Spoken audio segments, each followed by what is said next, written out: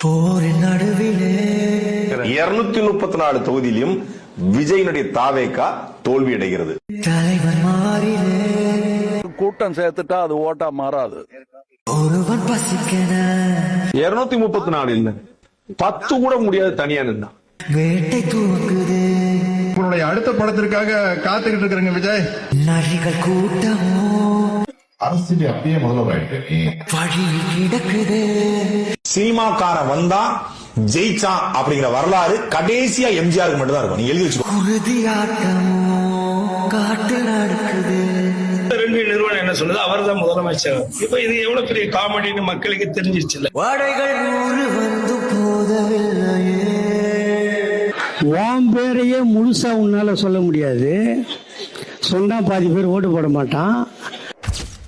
C Joseph Vijay எனும் நான்